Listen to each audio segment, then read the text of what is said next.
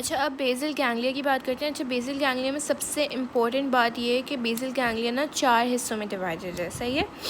सबसे पहले आता है कॉर्पस स्ट्राइएटम, फिर आता है सब्सटेंशिया नाइग्रा, फिर आता है सबथैलेमिक न्यूक्लियस और अमाइगडाला।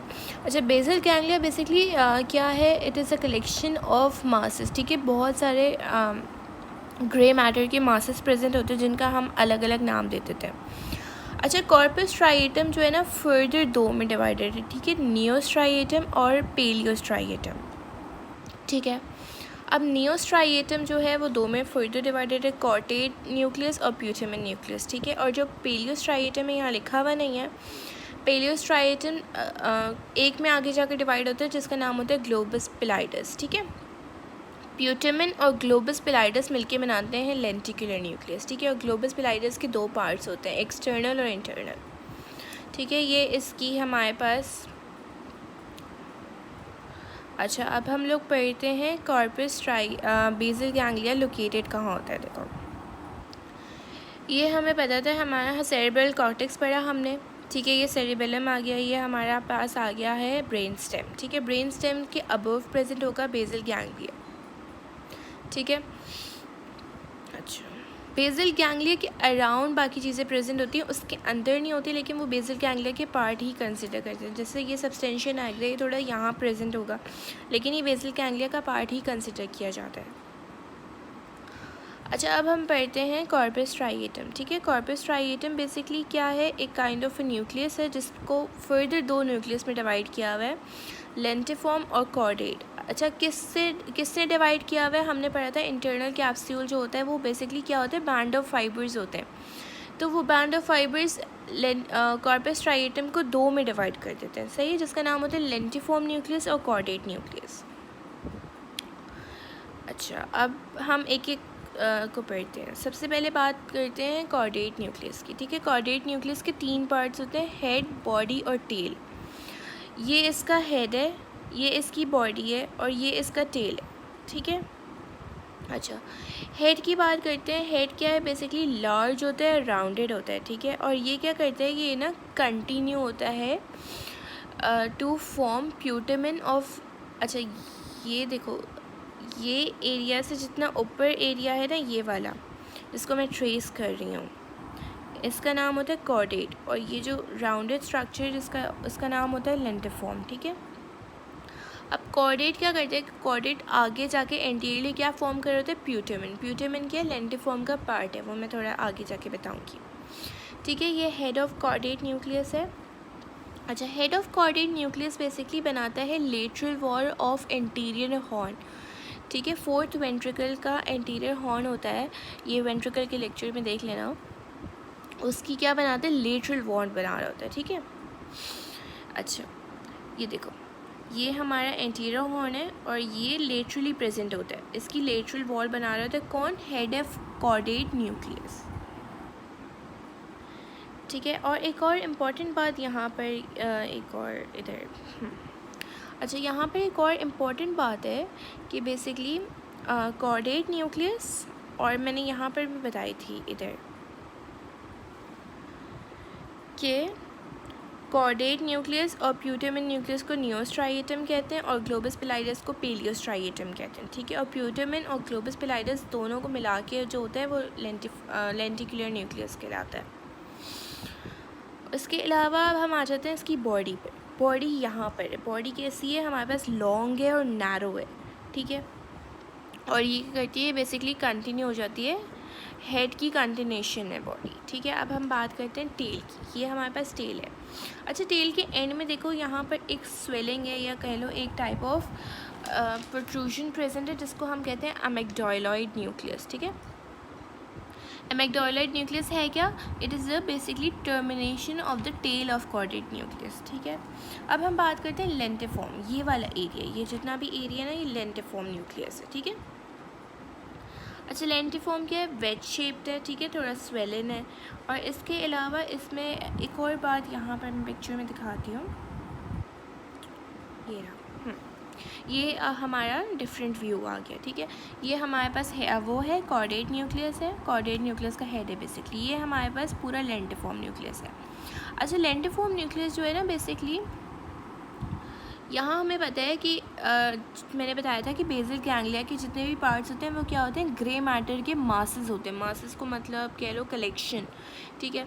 अब ग्रे मैटर के आउटर पे वाइट मैटर प्रेजेंट होता है, ठीक है। अब लेंटिफॉर्म न्यूक्लियस और वाइट मैटर के दरमियान में एक चीज़ प्रेजेंट होगी जिसको बेसिकली दोनों को सेपरेट कर रही होगी, जिसका नाम होगा एक्सटर्नल कैप्सूल, ठीक है। एक्सटर्नल कैप्सूल के आगे एक और ग्रे कलर का बैंड प्रेजेंट होगा जिसका हम कहते हैं क्लॉस्ट्रम, ठीक है। यहाँ पर ये दो चीज़ें आ गई। उसके बाद हम आते हैं जो हमारे लेंटिफॉर्म न्यूक्लियस है ना, ये देखो एक लाइट है, दो डार्क है। जो लाइटर वाला होगा उसका हम कहते हैं प्यूटेमिन, और जो डार्कर वाला होता है उसको हम कहते हैं ग्लोबस पिलाइडस। अच्छा, प्यूटेमिन और ग्लोबस पिलाइडस को एक लाइन सेपरेट कर देते हैं, इसका नाम होता है लेटरल मेड्यूलरी लेमिना। क्यों? ये बाहर की तरफ प्रेजेंट है इसलिए इसका नाम लेटरल होता है। अच्छा, अब देखो ग्लोबस पिलाइडस को, एक और ग्लोबस पिलाइडस दो में डिवाइडेड है, एक होगा एक्सटर्नल और एक होगा इंटरनल। इन दोनों को कौन डिवाइड कर रहा होता है? मीडियल मेड्यूलरी लेमिना, ठीक है। लेटरल मेड्यूलरी लेमिना किसके बीच में प्रेजेंट होगा? प्यूटेमिन, और ग्लोबस पिलाइडस एक्सटर्नल बोल लो।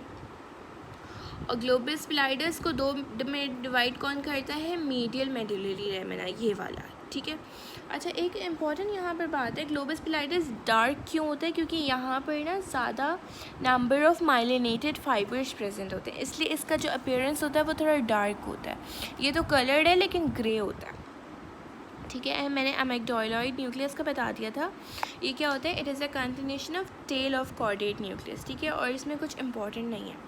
अब हम बात करते हैं, हमने किसकी बात कर ली? कॉर्पस स्ट्राइएटम का पूरा हमारा हो गया। अब हम बात करते हैं सब्सटेंशिया नाइग्रा और सबथैलेमिक न्यूक्लियाई की।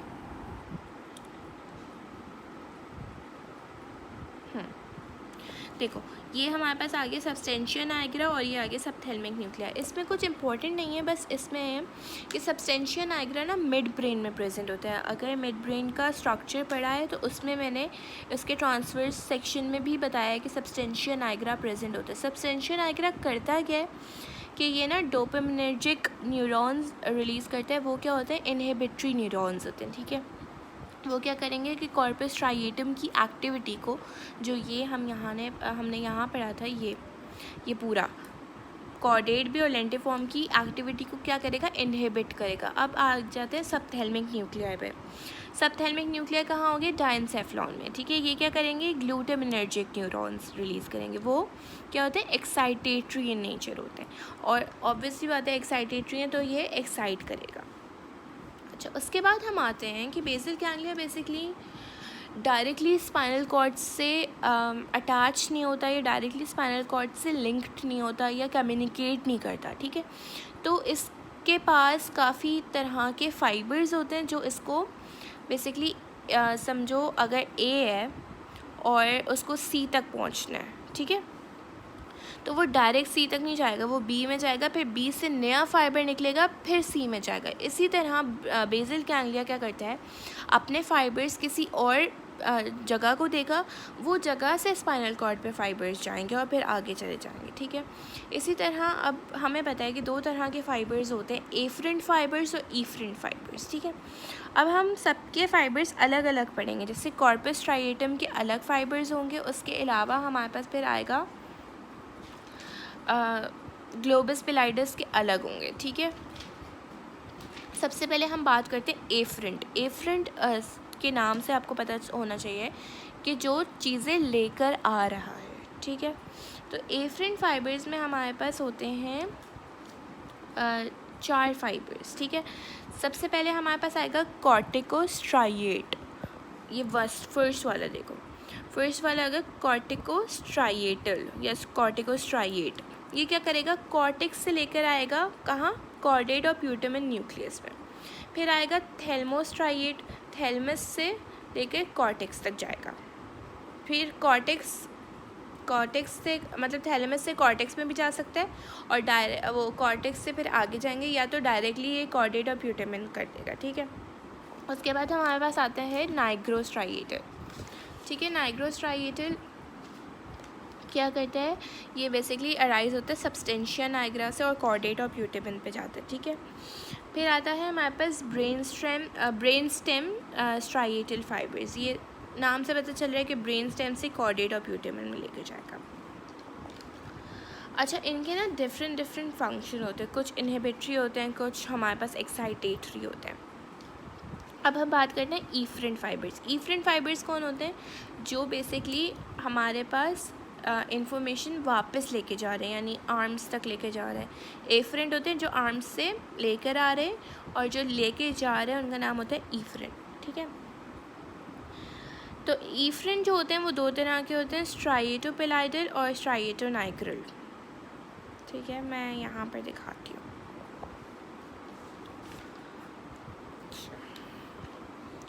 अब देखो, स्ट्राइएटोपेलाइडल जो होंगे ना वो बेसिकली कहाँ से निकलेंगे? कॉर्डेट और प्यूटेमन से निकलेंगे और ग्लोबस पेलाइडस तक जाएंगे। ये रेड वाले देख रहे हो, ये कॉर्डेट और प्यूटेमन से निकले और ये कहाँ गए? ग्लोबस पेलाइडस। तो इसका नाम क्या होता है? स्ट्राइएटोपेलाइडल।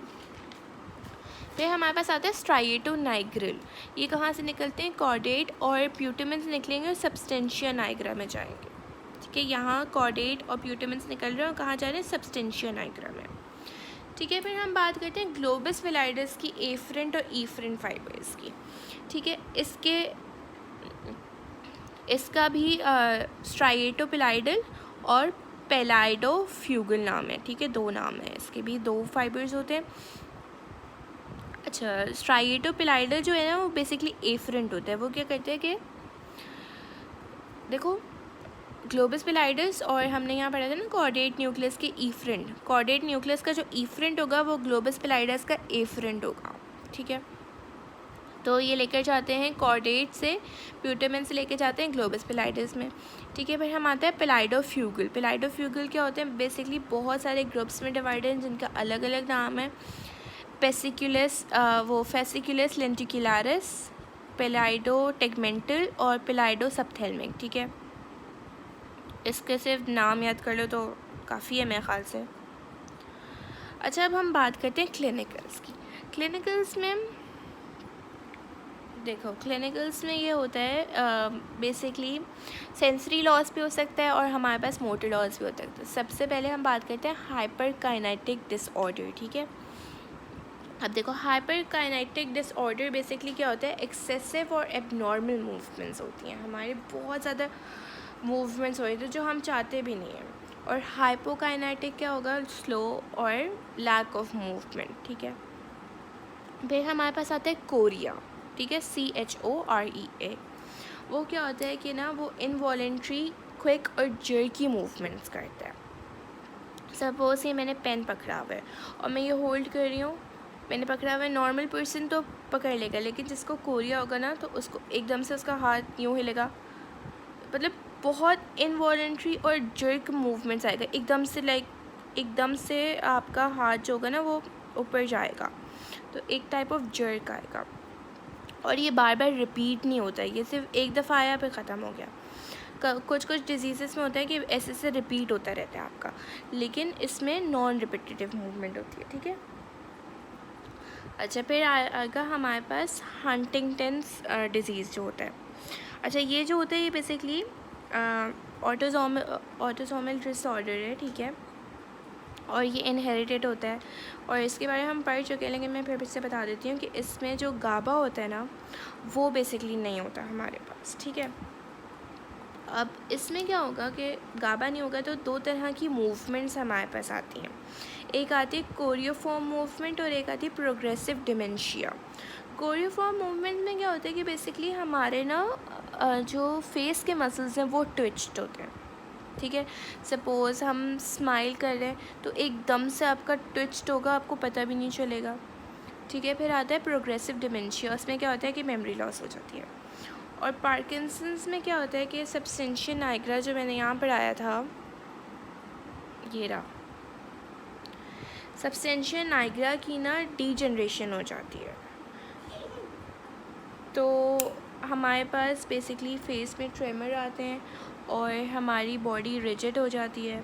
हमें ब्रेडिकाइनेसिया मतलब difficulty in performing new activities. ठीक है, कोई भी न्यू चीज़ हम लर्न नहीं कर पाते और इसमें पोस्चरल डिस्टर्बेंस भी होगी। तो ये सारा बेसल गांग्लिया का lecture and that's it. Thank you.